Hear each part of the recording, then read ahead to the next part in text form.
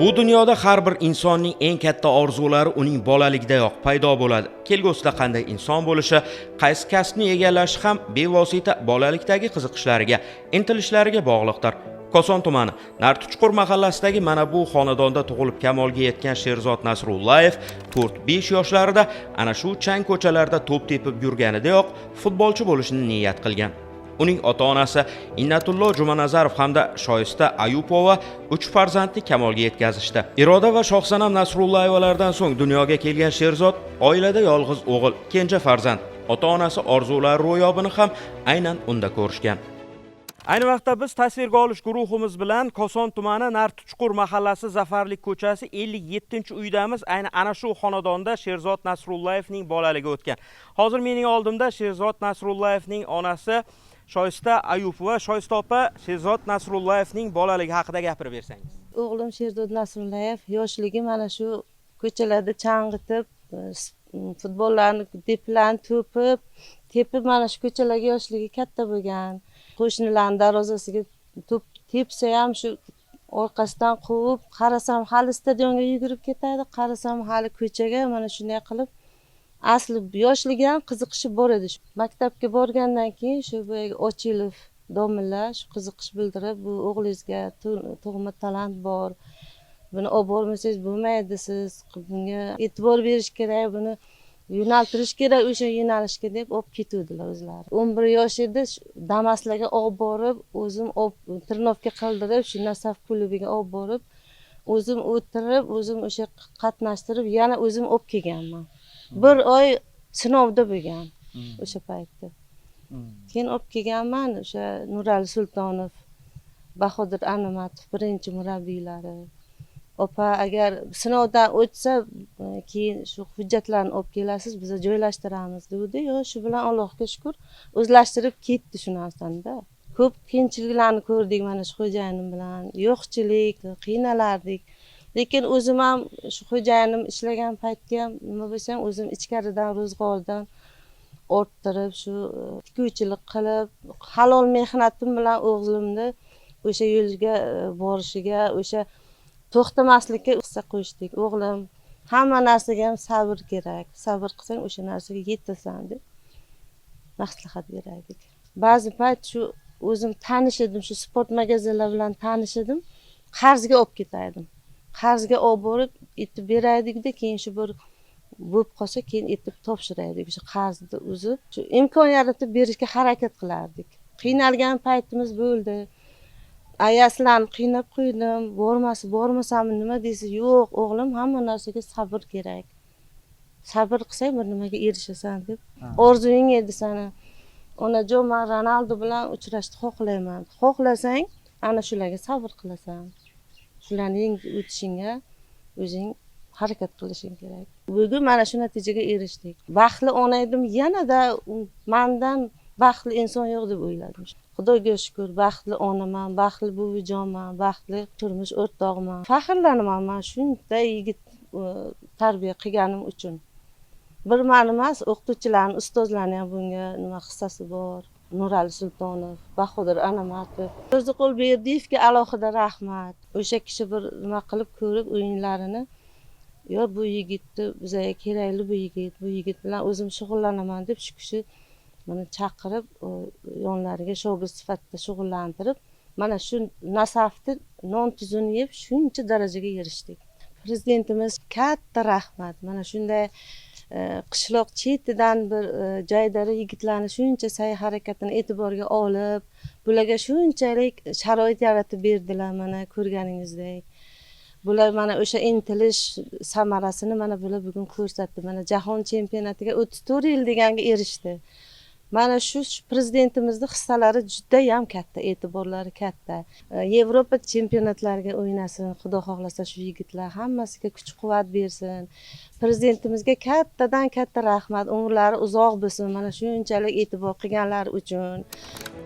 Bugun nafaqat Nartuchqur mahallasi, balki butun Koson tumani ahli Sherzod Nasrullayev bilan faxrlanadi. Terma jamoamiz ishtirokidagi uchrashuvlarni ular zo'r qiziqish, katta hayajon bilan ko'rib borishmoqda. Viloyat markazidan olisda yashash, yuzaga keladigan ba'zi muammolar, ko'plab qiyinchiliklar tajribali futbolchi bo'lish niyatidagi Sherzodning bu orzusidan qaytara olmadi. Eng asosiysi, uni oilada ota-onasi yaqindan qo'llab-quvvatlab turdi.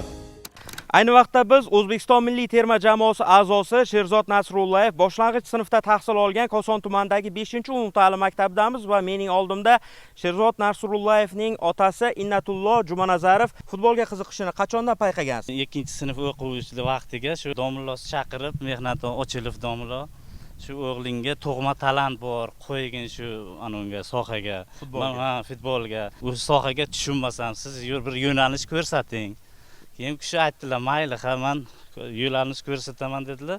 Keyin shu Koson stadioniga trenirovka qilib yurdi. Qarshi akademiyasi ochilib qoldi. Keyin u yoqqa boshlandi, 11 yoshdan keyin u yoqqa bordi. Qiziqishi shu 3 yoshligidan boshlanadi. Naskilarni yig'ib olaydi, uyiga to'p topa olmasa, naskini yig'ib olib, naskini tepib yuraydi, gol deb. Chet elda futbolchilarning naklekasini yig'ib olaydi. Ronaldoga qiziqaydi. Shu Ronaldoday bo'layman ham deb qiziqib, faxrlanib o'qib yuraydi-da. Keyin o'zim yuraydim, men Bravoga ishlab, cho'lma-cho'l, 15 kun ishga, 15 kun uyga kelaydim. Go vaqtim bo'laydi, go bo'lmaydi. Bitta butsiga olib berishga go imkoniyatim yetaydi, go yetmasdi. Shunda darajalarni bo'lganda menga. Men ko'pincha ishga bo'laydim. Sherzodning onasi olib borib kelaydi, 11 yosh edi. O borib kelib yo'lga ko'p o'qimasdi. O'sha bilan bunda taksi yo'q edi. Shunday qiyinchiliklar bo'lgandan keyin ota-onamni men qiynayapmanmi deb aytganda, "Yo'q, sen o'ylama, sen kelajagingdan o'qi, futbolchi bo'lishingni sen ushlagin" deb unga imkoniyat yaratib beraverganmiz-da. Shunday qiyinchiliklar o'tgan. Mana kubiklar yutdi, chempion bo'ldi Nasafmiyan. Mana endi hozir kelib Paxtakorga endi nasib bo'lsa.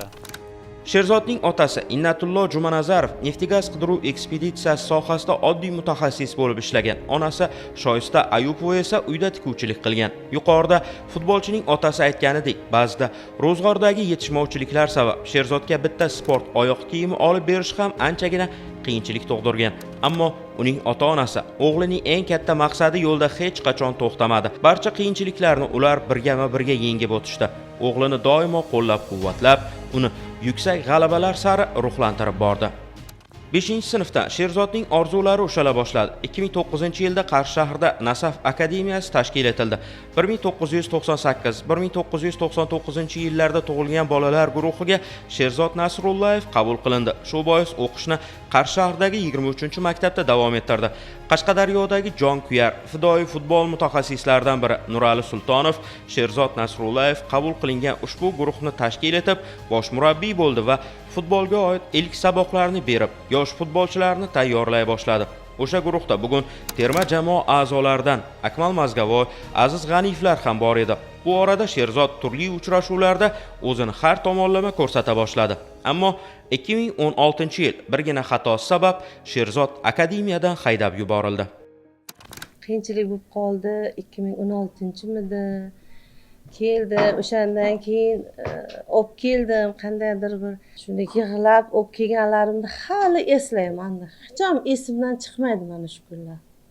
Shunday olib keldim uyga, bo'ldi, aya, men endi qaytib futbolga bormayman, men endi kerak emas menga deganiga men aytdim, "Yo'q o'g'lim, sen sinovdasan" dedim.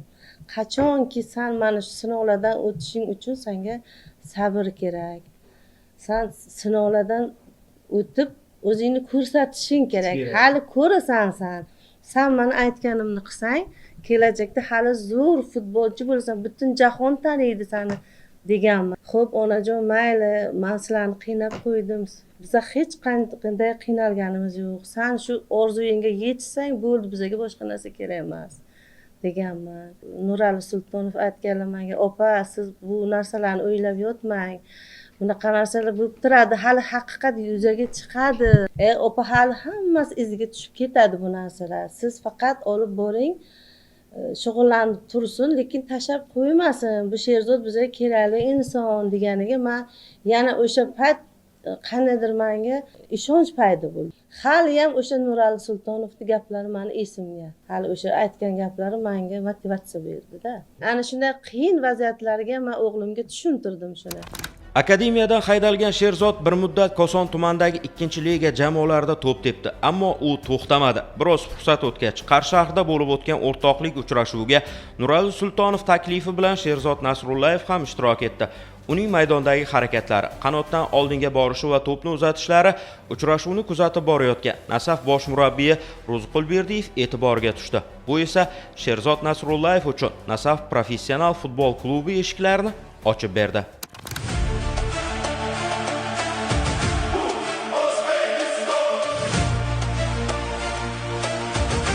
Inson qadri va manfaatlari yo'lida Prezidentimiz tashabbusi bilan yangi O'zbekistonda barcha sohalarda olib borilgan islohotlar sport sohasida ham izchillik bilan davom ettirildi. Eng iqtidorlilarni saralash, iste'dodlilarni qo'llab-quvvatlash borasidagi amaliy harakatlar sabab mahoratli futbolchi Sherzod Nasrullayev turli yosh terma jamoalarga jalb etila boshlandi. 2019-yildan esa Nasaf jamoasining asosiy tarkib futbolchisi bo'ldi. Mashaqqatli va olis yo'lni sabot bilan bosib o'tgan bu oila uchun orzular amalga osha boshladi. Sherzod U21 va U23 yoshlar terma jamoalarida muvaffaqiyatli ishtirok etdi. 2022-yilda O'zbekiston milliy terma jamoasidagi ilk o'yinini o'tkazdi. Nasaf bilan bir marta O'zbekiston chempioni bo'ldi. 3 martadan O'zbekiston kubogi va O'zbekiston super kubogi sohibiga aylandi. Terma jamoamiz bilan Jahon chempionati 2026 yo'llanmasini qo'lga kiritganidan so'ng Sherzod Nasrullayev 2025-yil 6-iyun kuni O'zbekiston Respublikasi prezidentining farmoniga asosan O'zbekiston iftixori faxriy unvoni bilan taqdirlandi.